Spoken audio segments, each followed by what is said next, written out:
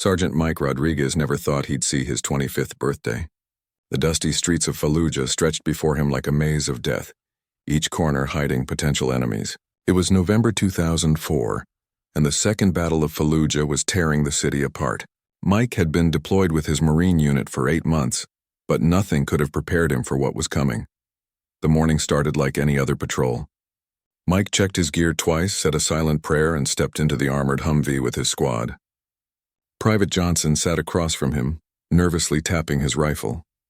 Corporal Davis drove, while Staff Sergeant Thompson called out directions from the passenger seat. The radio crackled with updates from other units moving through the city. "Stay sharp, Marines," Thompson shouted over the engine noise. "Intelligence says there's heavy insurgent activity in Sector 7. "We're going in to clear buildings and look for weapons caches." Mike felt the familiar knot in his stomach. Every mission could be his last. The insurgents had been getting bolder, using improvised explosive devices and sniper attacks to pick off American forces. Just last week, his friend Tommy from another unit had been killed by a roadside bomb. The memory still haunted Mike's dreams. As they drove deeper into the city, Mike noticed how quiet the streets had become. Normally, there would be some civilians moving around, but today the area seemed completely abandoned. Windows were shuttered, doors were closed, and even the stray dogs that usually roamed the streets were nowhere to be seen. This kind of silence usually meant trouble. "Something doesn't feel right," Johnson whispered, echoing Mike's thoughts. Thompson's voice came through the radio. "Command, this is Bravo 6. The target area appears deserted. Requesting permission to proceed with building-to-building search. Bravo 6, you are cleared to proceed. Be advised, satellite imagery shows possible movement in buildings 3 and 4 on your target street. Approach with extreme caution." Mike's unit had been through this routine dozens of times. They would park the Humvee at a safe distance, then move on foot to search suspected buildings. Each Marine knew his role. Thompson would coordinate with command, Davis would watch their backs, Johnson would handle communications, and Mike would take point on entry. The Humvee stopped 2 blocks from their target. Mike could see the buildings they needed to search, a row of 3-story concrete structures that had seen better days. Bullet holes dotted the walls from previous firefights, and several windows were blown out. The perfect place for insurgents to hide weapons or plan attacks. As they moved through the empty street, Mike's training kicked in. He scanned windows, doorways, and rooftops for any sign of movement. The weight of his body armor felt heavier than usual, and sweat dripped down his face despite the cool morning air. Every step felt like it might be his last. Thompson signaled for them to split into 2 teams. Mike and Johnson would take the first building while Thompson and Davis covered the second. The plan was simple: clear each floor systematically, then move to the next building. They had done this hundreds of times before. Mike approached the front door of the first building. It was slightly open, which immediately raised red flags. In a city under siege, nobody left their doors open unless they had left in a hurry or it was a trap. Mike gestured to Johnson, who nodded and took position to cover him. The door creaked as Mike pushed it open with his rifle barrel. The inside was dark, with only thin streams of light coming through damaged windows. The smell of old concrete and something else, something that reminded Mike of the metallic scent of blood, filled his nostrils. As his eyes adjusted to the darkness, Mike could make out overturned furniture and debris scattered across the floor. This place had been abandoned quickly. He stepped inside carefully, testing each floorboard before putting his full weight down. Johnson followed close behind, watching the stairs that led to the upper floors. Suddenly, Mike heard a sound that made his blood run cold, the distinctive click of a rifle safety being turned off. The sound came from somewhere above them, but in the echoing interior of the building it was impossible to tell exactly where. Mike froze and held up his hand to stop Johnson. For a moment, everything was perfectly silent. Mike could hear his own heartbeat pounding in his ears. Then came another sound, the soft scrape of boots on concrete somewhere on the second floor. They were not alone in this building. Mike knew they had walked into an ambush. The insurgents had been waiting for them, probably watching their approach from hidden positions. Now they were trapped inside with enemies above them and only one exit behind them. The radio on Johnson's belt remained silent. They couldn't risk making noise to call for backup. The next few seconds would determine whether Mike and Johnson would make it out alive, or become 2 more casualties in the brutal battle for Fallujah. Mike's mind raced as he tried to figure out their next move. The staircase to the second floor was directly in front of them, but climbing it would be suicide. Whoever was up there had the high ground and could pick them off easily. He needed to think fast. Johnson tapped Mike's shoulder and pointed toward a doorway that led to what looked like a back room. Maybe they could find another way up, or at least get to a position where they weren't sitting ducks in the main room. Mike nodded and began moving slowly toward the doorway. That's when all hell broke loose. The first gunshot came from directly above them, followed immediately by two more. Chunks of concrete exploded from the ceiling as bullets tore through the old building. Mike dove toward the back room, pulling Johnson with him just as a burst of automatic gunfire raked the spot where they had been standing. "Contact! Contact!" Johnson shouted into his radio. "Building 1, we have multiple hostiles. Requesting immediate backup." Thompson's voice crackled through the static. "We're pinned down too. Building 2 is crawling with insurgents. Hold your position, backup is coming." Mike peered around the doorframe and saw muzzle flashes from at least 3 different positions on the second floor. The insurgents had turned the building into a fortress, with firing positions that covered every angle of the main room. Worse yet, he could hear voices shouting in Arabic from the 3rd floor. There were even more of them up there. A grenade bounced down the stairs and rolled across the floor toward their position. Mike grabbed Johnson and threw both of them behind a concrete pillar, just as the explosion shook the entire building. Dust and debris filled the air, making it hard to breathe or see. "We need to get out of here," Johnson yelled over the ringing in their ears. Mike looked back toward the front door. It might as well have been a mile away. The insurgents had positioned themselves so that anyone trying to escape would be caught in crossfire from multiple directions. They were trapped, but Mike wasn't ready to give up. He had promised his wife Sarah that he would come home alive. He had promised his mother he would be careful. Most importantly, he had promised himself that he wouldn't let his Marines down. "Johnson, can you see that window on the far wall?" Mike pointed to a damaged window that looked out toward the street where Thompson and Davis were supposed to be. "If we can get there, maybe we can signal them or find a way to coordinate an attack." Johnson nodded, understanding the plan. They would have to cross 15 feet of open floor while insurgents above them tried to kill them. It wasn't a great plan, but it was better than staying put and waiting to die. Mike counted down from 3. Then both Marines sprinted across the room. Bullets immediately started hitting the floor around them, sending up small explosions of concrete dust. Mike felt something hot graze his left arm, but he kept running. They made it to the window and took cover below the sill. Mike's arm was bleeding where the bullet had clipped him, but it wasn't serious. Johnson was breathing heavily but seemed unhurt. From this position, they could see Thompson and Davis positioned behind their Humvee, firing up at the second building. The situation was worse than Mike had realized. Both buildings were full of insurgents and his squad was split up and outgunned.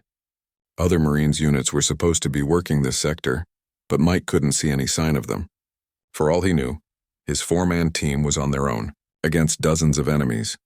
That's when Mike heard the sound that would haunt his dreams for years to come, the distinctive whistle of a rocket-propelled grenade heading their way. The RPG hit the wall just above their window, sending chunks of concrete and metal fragments flying in all directions. Mike felt multiple impacts across his back and legs as shrapnel tore through his uniform. The pain was immediate and intense, but adrenaline kept him moving. Johnson wasn't as lucky. A large piece of concrete had hit him in the head, and he was unconscious and bleeding heavily. The insurgents upstairs were getting bolder, knowing that the 2 Marines were wounded. Mike could hear them moving around, probably preparing for a final assault to finish them off. He checked his ammunition. 2 magazines left, plus 1 grenade. Not enough to fight his way out against this many enemies. Mike dragged Johnson behind better cover and tried to stop the bleeding from his friend's head wound. As he worked, he could hear vehicles approaching from outside. At first, he thought it might be the backup Thompson had called for, but the engine sounds were wrong. These weren't American military vehicles. Through the damaged window, Mike saw 2 pickup trucks full of armed men pulling up to the building. More insurgents were arriving to join the fight. What had started as a routine patrol had become a full-scale battle, and Mike's squad was caught right in the middle of it. The radio on Johnson's belt crackled with an urgent message from command. "All units in Sector 7, be advised we have reports of a large insurgent force moving toward your position. Estimated 40 to 50 combatants with heavy weapons. Air support is 15 minutes out. 15 minutes might as well be 15 hours, Mike thought. With Johnson unconscious and his own wounds bleeding, he wasn't sure they would survive the next 15 seconds, let alone 15 minutes. But he had made promises to keep, and Marines don't quit.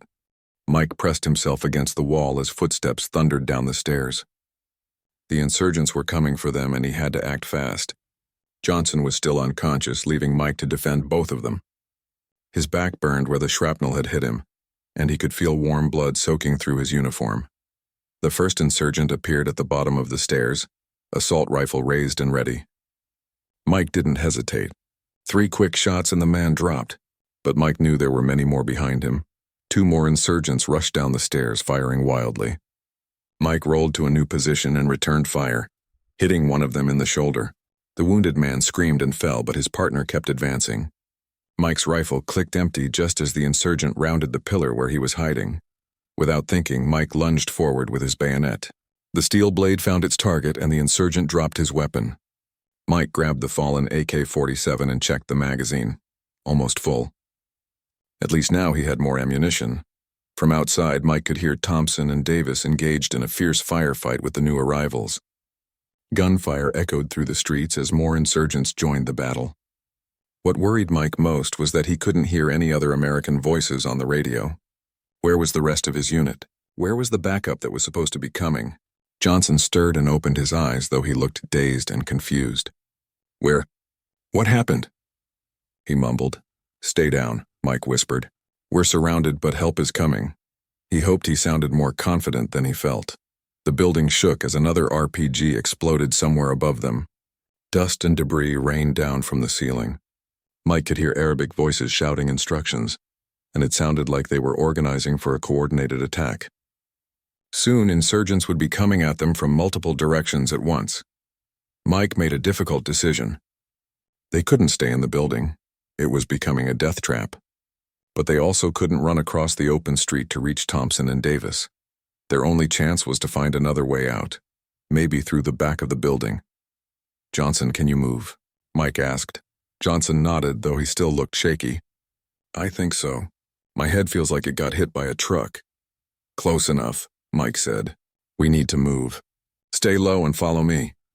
Mike led Johnson toward the back of the building, away from the main staircase where the insurgents were positioned. There had to be a back entrance or maybe a window they could escape through. As they moved deeper into the building, Mike noticed that the gunfire outside was getting more intense. They found a small room that looked like it had been a kitchen. A narrow staircase led up to the second floor, but more importantly, there was a door that led outside to what looked like an alley behind the building. Mike tested the door. It was unlocked. Before opening it, Mike peered through a crack in the doorframe. The alley appeared empty, but that didn't mean much. Insurgents could be hiding anywhere, waiting for them to show themselves. But staying inside meant certain death, so they had to take the risk. Mike slowly opened the door and stepped into the alley. It was narrow, with high walls on both sides and trash scattered everywhere. At the far end, maybe 50 yards away, the alley connected to another street. If they could make it that far, they might be able to circle around and link up with Thompson and Davis. They had made it about halfway down the alley when Mike heard the sound of boots on rooftops above them. He looked up and saw the silhouettes of armed men moving across the tops of the buildings on both sides. The insurgents had anticipated their escape route and were moving to cut them off. Run, Mike shouted. Both Marines sprinted toward the end of the alley as gunfire erupted from above. Bullets hit the ground around their feet and sparked off the walls beside them. Mike felt another burning sensation as a bullet grazed his right shoulder, but he kept running. They were almost to the end of the alley when 3 insurgents appeared, blocking their path. Mike raised his captured AK-47 and fired, hitting one of them in the chest. Johnson, despite his head injury, managed to take down another with precise shots from his M16. The third insurgent dove for cover behind a pile of rubble and started shooting back. Mike and Johnson were caught in the middle of the alley with nowhere to hide.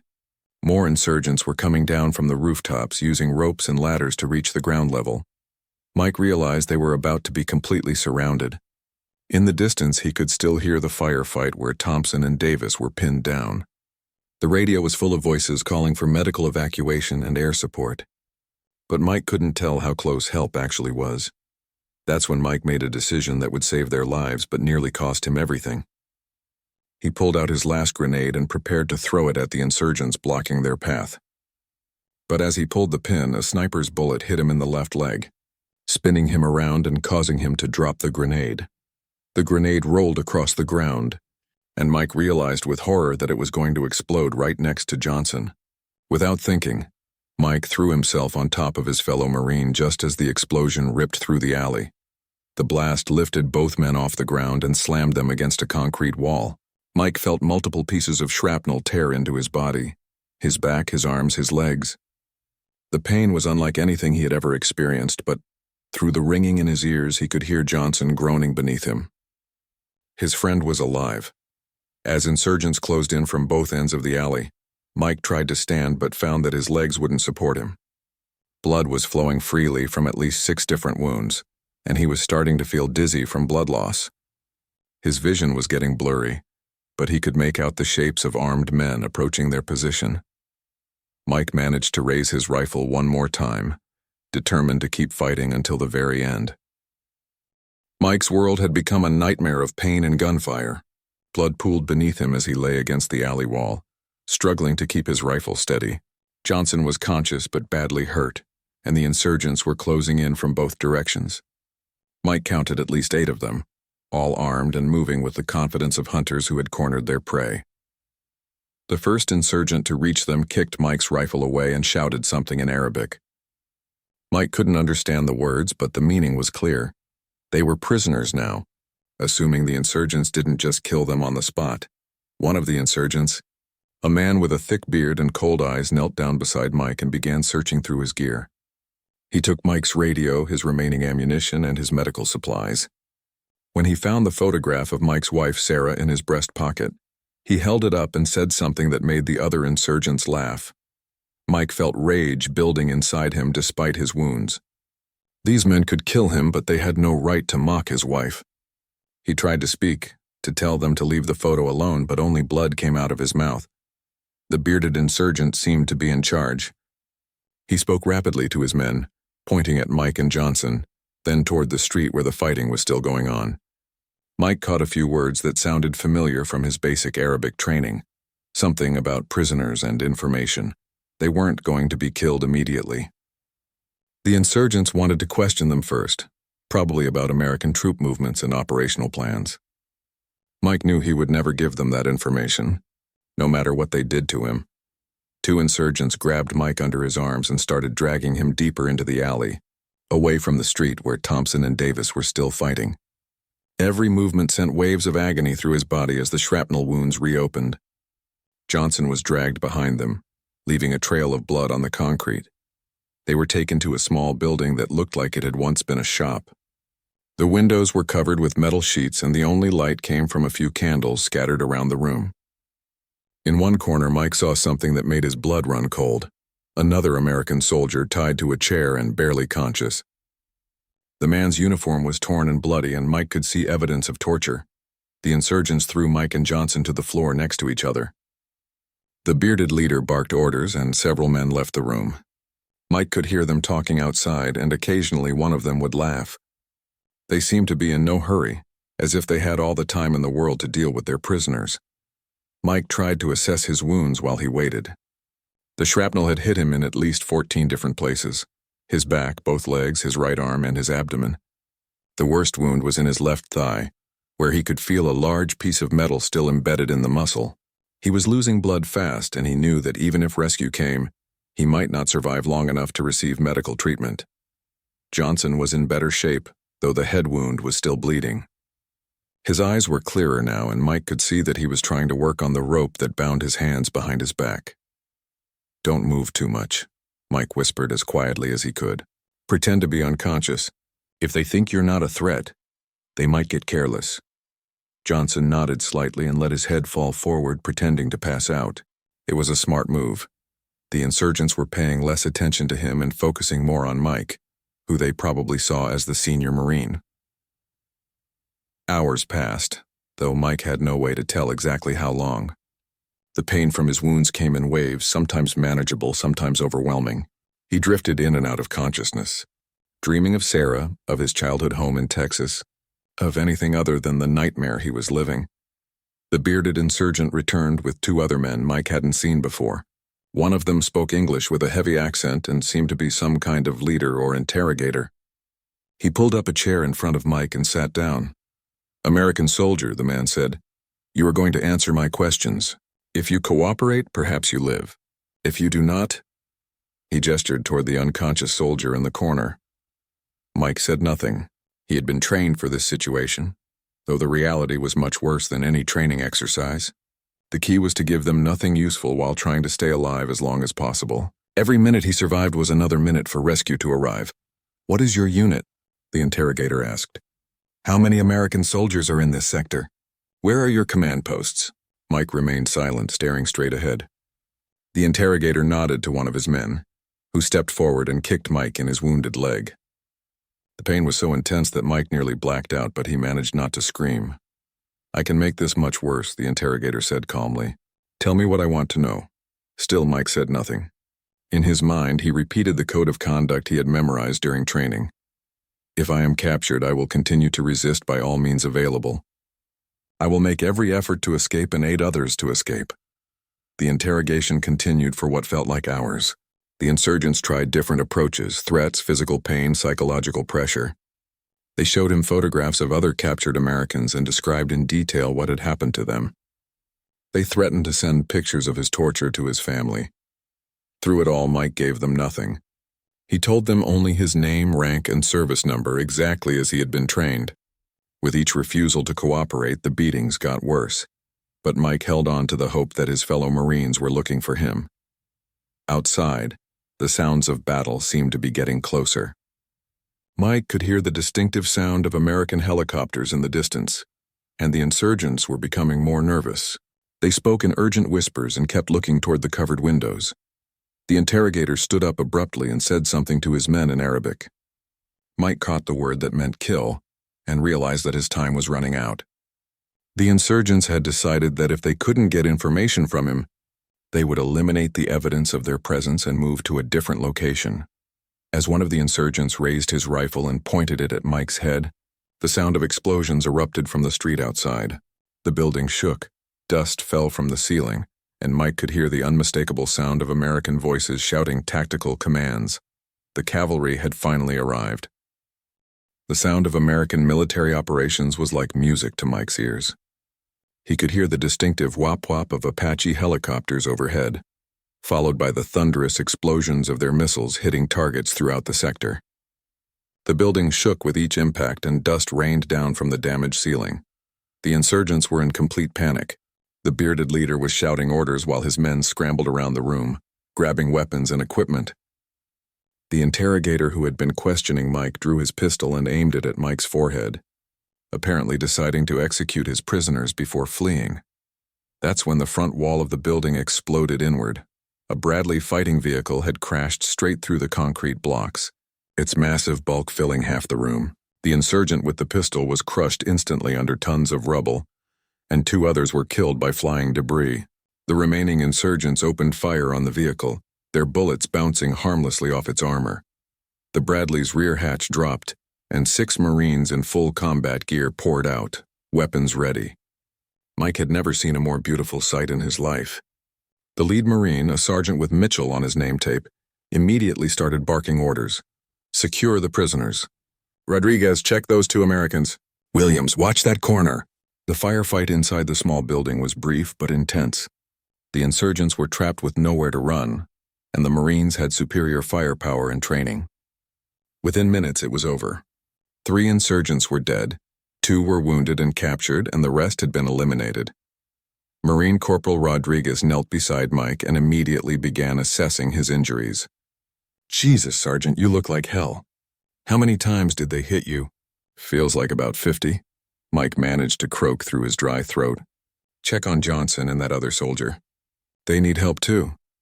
Rodriguez called for the Navy corpsman who had come with the rescue team. "Doc, we got 3 wounded Americans here. This one's got multiple shrapnel wounds and has lost a lot of blood." The corpsman, a young man with steady hands and calm eyes, began working on Mike immediately. He started an IV to replace lost fluids and began treating the worst wounds.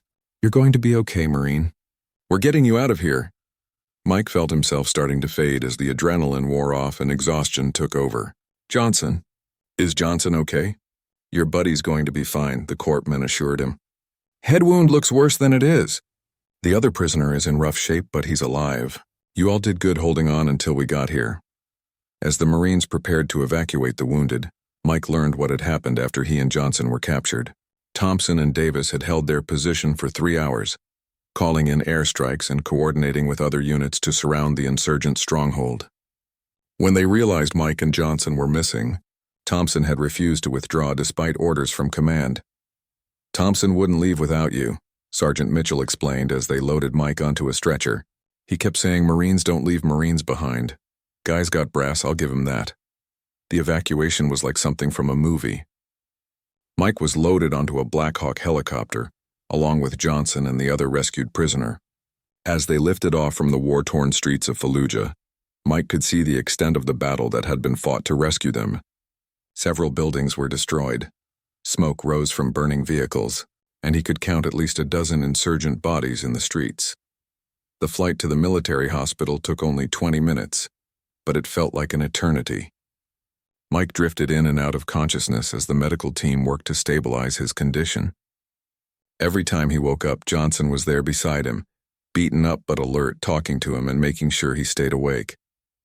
At the hospital, Mike was rushed into surgery. The doctors found 14 separate shrapnel wounds, 3 of which had come dangerously close to vital organs. The piece of metal in his thigh had missed his femoral artery by less than an inch. Another fragment had stopped just short of his spine. "You're one lucky Marine," the surgeon told him after the operation. "A few inches in any direction and several of these wounds would have been fatal. Someone was definitely watching over you." Mike spent the next 3 weeks in the military hospital, recovering from his wounds and the effects of blood loss. Johnson was released after a few days with a concussion and a dozen stitches in his scalp. Thompson and Davis visited every day, bringing news from their unit and updates on the ongoing battle for Fallujah. The other prisoner they had rescued turned out to be Staff Sergeant Williams from a different Marine unit. He had been captured 2 weeks earlier and subjected to brutal interrogation and torture. Williams credited Mike with saving his life, saying that the insurgents had been planning to execute him until they captured Mike and Johnson, and had new prisoners to focus on. During his recovery, Mike received visitors from throughout the military hierarchy. His commanding officer recommended him for the Purple Heart for his wounds, and the Silver Star for his actions during the firefight and captivity. The citation read, "For conspicuous gallantry and intrepidity in action against the enemy while serving with Marine Infantry Battalion during combat operations in Fallujah, Iraq." But the visit that meant the most to Mike came on his 15th day in the hospital. Sarah had flown halfway around the world to see him, and when she walked into his room, Mike finally broke down and cried for the first time since the whole ordeal began. "I thought I'd lost you," she whispered as she held his hand. "When they told me you were missing in action, I didn't know what to believe." "I made you a promise," Mike replied. "I said I'd come home, and Marines keep their promises." As Mike continued to heal, he began to process what had happened to him in that alley and that makeshift prison. He had survived 14 separate bullet and shrapnel wounds, hours of torture, and a near execution. But more than that, he had kept his oath as a Marine. He had given the enemy nothing, protected his fellow Marines, and never stopped fighting until rescue arrived. The experience had changed him in ways he was still discovering, but it had also proven something important. When everything else was stripped away, his weapons, his equipment, his freedom, what remained was the core of what made him a Marine: honor, courage, and commitment. 6 months after his rescue from Fallujah, Mike Rodriguez stood in the backyard of his home in San Antonio, Texas, watching his neighbors' kids play in their swimming pool. The sounds of their laughter reminded him of better days, days before he knew what war really meant. His left leg still ached when it rained, and he carried scars across his back and arms that would never fully fade, but he was alive and home. The transition back to civilian life had been harder than Mike expected. Everyone wanted to hear his story, to know what it felt like to survive 14 bullets and shrapnel wounds, to understand how he had endured torture and captivity. But Mike found it difficult to talk about those dark hours in that makeshift prison. Some experiences were too personal, too painful to share with people who hadn't been there. Sarah had been incredibly patient with him.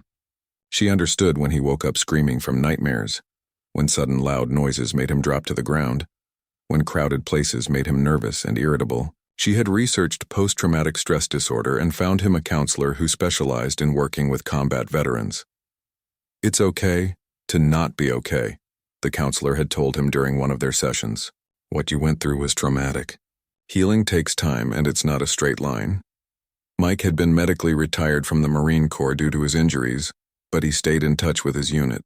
Johnson had been promoted to corporal and was now training new Marines at Camp Pendleton. Thompson had received the Bronze Star for his leadership during the rescue operation and had been selected for promotion to gunner sergeant. Davis had completed his deployment and returned to his family in Ohio, where he was studying to become a police officer. The four of them met every year on November 15th, the anniversary of the day Mike and Johnson were captured. They called it their reunion, though it was really more of a memorial for the Marines who hadn't made it home from Fallujah. They would share stories, remember their fallen brothers, and remind each other that they had served with honor. During the second reunion, Johnson brought news that surprised everyone. The Navy SEALs had been involved in the rescue operation more than any of them had realized. A SEAL team had been tracking the insurgent cell that captured Mike and Johnson, gathering intelligence and planning their own assault on the building where the prisoners were being held. "Turns out we were never as alone as we thought," Johnson explained. "The SEALs had eyes on that building for 12 hours before the Marines went in. They were ready to breach from the back while the Bradley came through the front." Mike found this revelation both comforting and frustrating.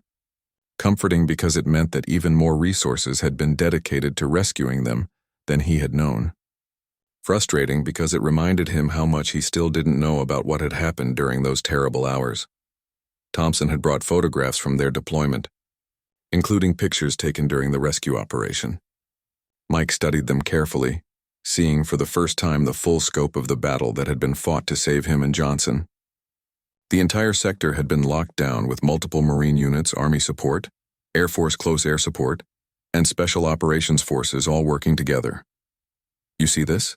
Thompson pointed to one photograph that showed the building where Mike had been held prisoner. 37 insurgents were killed or captured in this operation. Intel says this was one of the biggest terrorist cells in Fallujah. Taking them out probably saved dozens of American and Iraqi lives. Mike had never thought about it that way. He had always focused on his own survival, on the pain and fear of those hours in captivity. But Thompson was right. By surviving, by refusing to give the insurgents any useful information, Mike had contributed to a larger victory against terrorism. The third reunion brought even better news. Staff Sergeant Williams, the other prisoner who had been rescued with Mike and Johnson, had fully recovered from his injuries and was now working as an instructor at the Marine Corps School of Infantry. He had written a letter to Mike, thanking him for refusing to break under interrogation. "Your resistance gave me hope," Williams had written. "When I saw how they couldn't break you, it reminded me that I could survive too. Marines don't quit, and you proved that when it mattered most." Mike had started speaking at military events and veteran organizations, sharing his story to help other combat veterans understand that survival and recovery were possible. He always emphasized that he wasn't a hero. He was just a Marine who did his job and was lucky enough to come home. But privately, Mike knew that his experience in Fallujah had taught him something valuable about human resilience. When everything was stripped away, his freedom, his weapons, his sense of safety, what remained was his commitment to his fellow Marines and his determination to honor the trust his country had placed in him. The physical scars would always be there, reminders of 14 pieces of shrapnel that could have killed him, but the deeper scars, the ones that couldn't be seen, were healing slowly. He had learned to live with the memories, to process the trauma, and to find meaning in his survival. On quiet evenings, Mike would sit on his back porch with Sarah, watching the Texas sunset and thinking about the Marines who were still serving in dangerous places around the world. He knew that somewhere, other young men and women were facing the same fears he had faced, making the same difficult choices, and depending on each other for survival. The letter from the Navy SEALs had arrived on a Tuesday morning in spring, almost 4 years after the rescue. It was from Commander James Patterson, the SEAL team leader who had coordinated the intelligence gathering operation that helped locate Mike and Johnson. "Sergeant Rodriguez, The letter began, "I wanted you to know that your actions during captivity prevented the enemy from learning about planned operations that would have put other Marines at risk. Your resistance under torture saved American lives.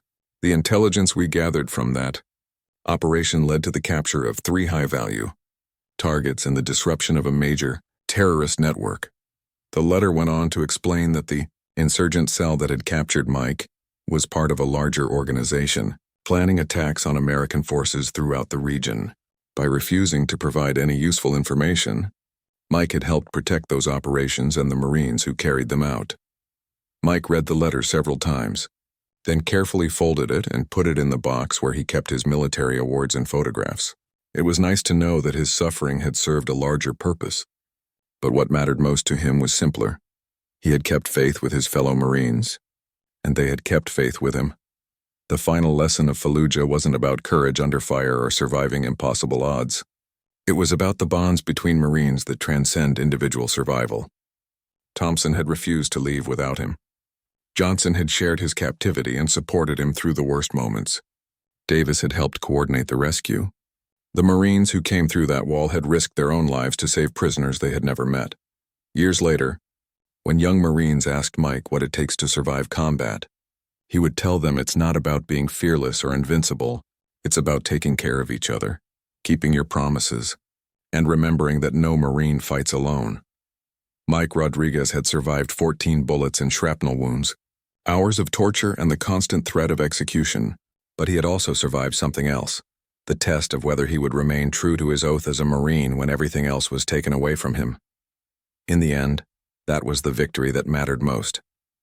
He had come home with his honor intact, his promises kept, and his faith in his fellow Marines stronger than ever. The scars would always remind him of Fallujah, but they also reminded him of something more important: the unbreakable bonds between Marines that had brought him home alive. The boy from Texas who had joined the Marines to serve his country had become a man who understood the true meaning of semper fidelis, always faithful. Faithful to his country, faithful to his corps, and most importantly, faithful to the Marines who had stood beside him in the darkest moments and never let him fall.